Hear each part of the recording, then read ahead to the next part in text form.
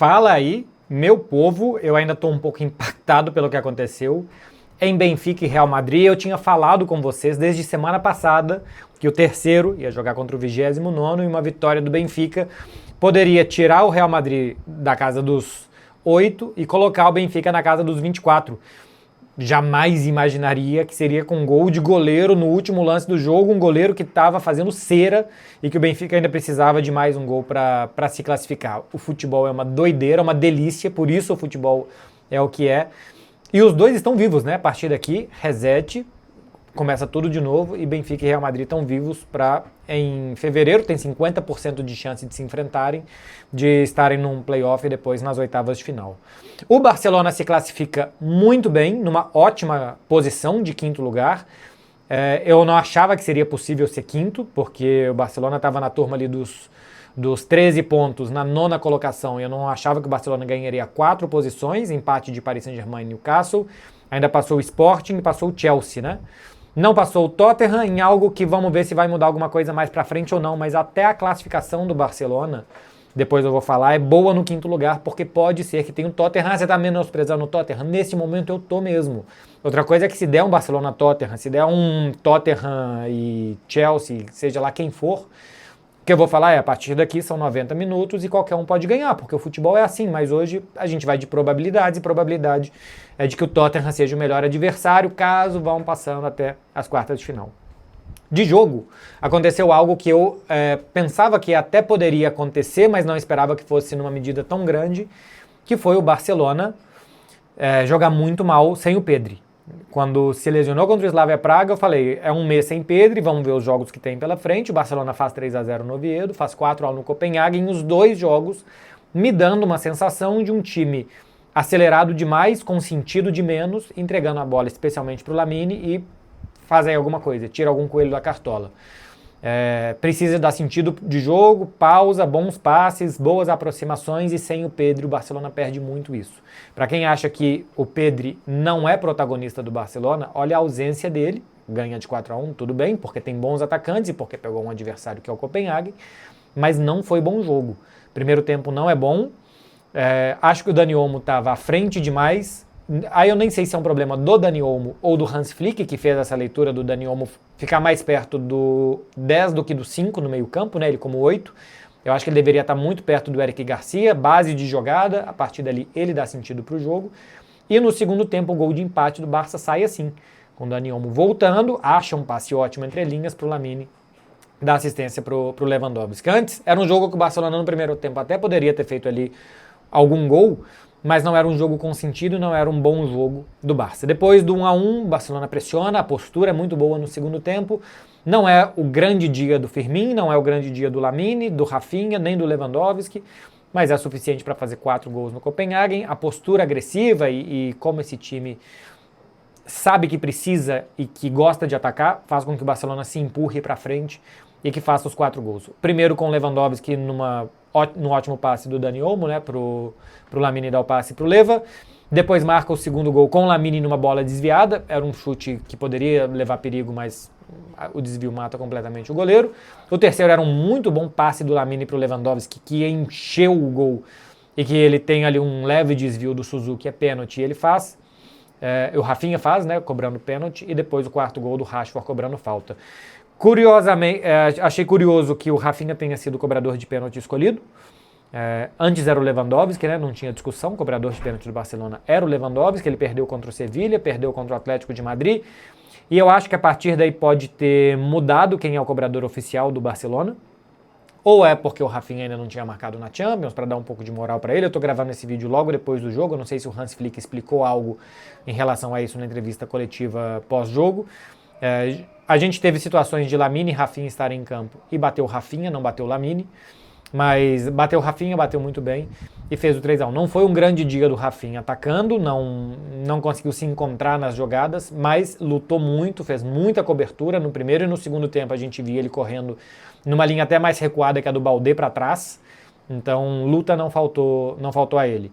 E depois marca o Rashford numa cobrança de falta, quando o Copenhagen já estava meio desestruturado, sem ritmo. Até chega a diminuir o Copenhagen, né, coisa que não mudaria na tabela de classificação, o Barça continuaria sendo o quinto. mas é marcado o impedimento ali que tira o gol do zagueiro brasileiro, do Gabriel Silva. Repito, não é um grande jogo do Barcelona. O 4-1 não pode mascarar que não é um grande jogo, porque o jogo não teve sentido. O Barcelona não levou o jogo para onde ele queria. Ganhou porque tem muitos bons atacantes, porque atacou com muito volume, porque no segundo tempo pressionou e foi muito intenso para recuperar e para jogar. Então acho que por isso ganha e ganha bem. No final das contas, o Barcelona faz o que ele devia fazer. Ganha, faz 3 gols de saldo. Eu ainda falei aqui no vídeo anterior fazendo palpites 3-1, 4-1. Falei, vou ser conservador, vou colocar 3-1. Eu imaginava um 4-1, mas com o melhor jogo do Barça. É uma primeira fase para mim só ok. O Barcelona perde 2 jogos grandes, perde para Paris Saint-Germain e perde para Chelsea.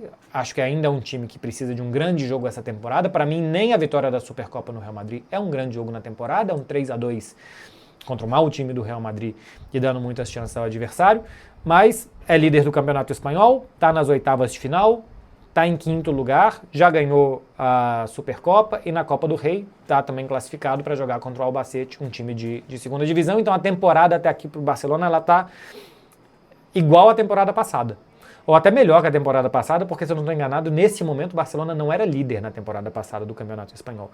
Precisa melhorar o nível de jogo.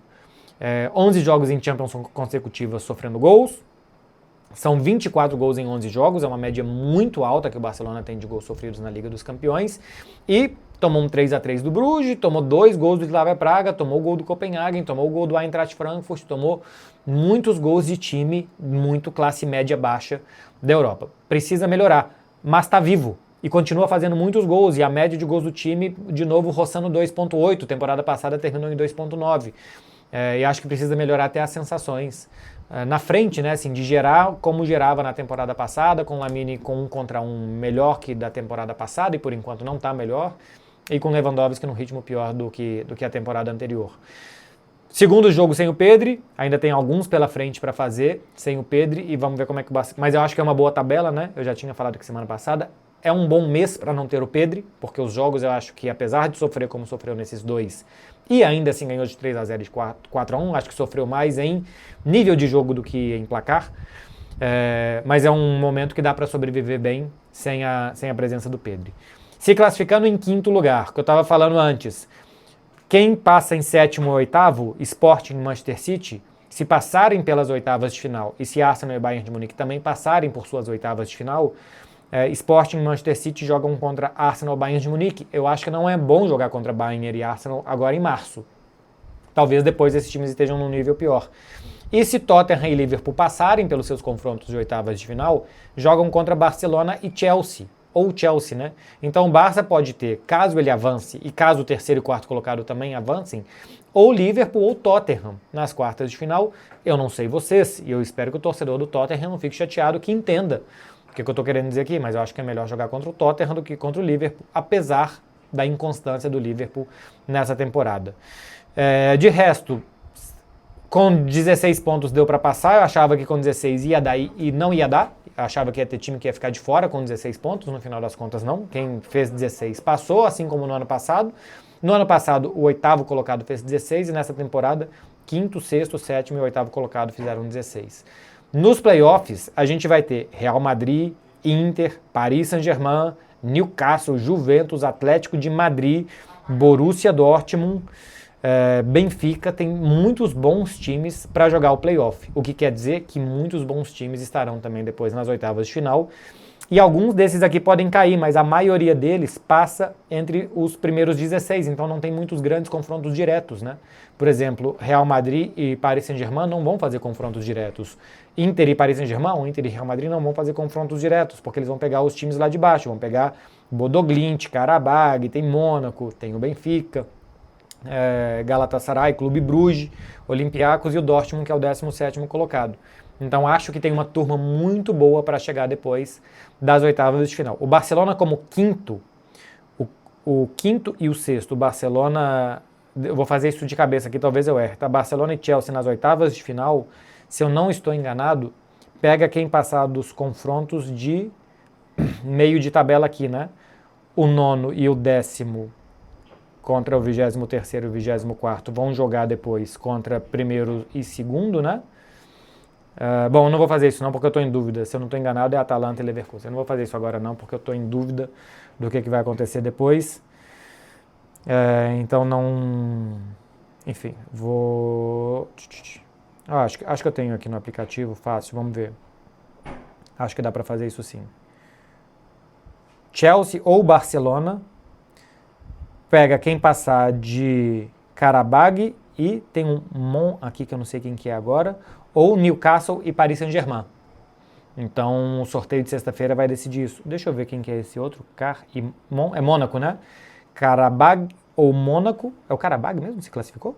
Vocês têm certeza que o Karabag... Vocês desculpem aqui o improviso. Mônaco 21º, Karabag 22º. Então, Mônaco e Karabag enfrentarão ou PSG ou Newcastle. Quem passar pega ou Barcelona ou Chelsea. E ainda pode ser Barcelona ou Chelsea, e ainda o Barcelona pode ir para o outro lado, né?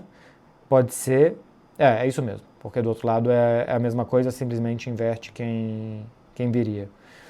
Não terá vida fácil o Barcelona já nas oitavas de final, né? Podendo pegar Paris Saint-Germain ou Newcastle, e depois as quartas de final pode ser isso. Virão adversários difíceis nas oitavas de final, é papo lá para março. Por enquanto, o Barça se classifica, boa vitória, saldo de gols, fez o que deveria, passa entre os 8, o Real Madrid vai ter que sofrer muito mais, Paris Saint-Germain, Inter, outros bons times vão ter que sofrer muito mais, o Barcelona menos, é líder do Campeonato Espanhol, ganhou a Supercopa, está vivo na Copa do Rei. Ainda precisa jogar mais, precisa dos grandes jogos, agora que vem tudo. Vamos ver se o Barcelona vai estar à altura essa temporada, meu povo. Beijo pra vocês, hein? Valeu, até mais.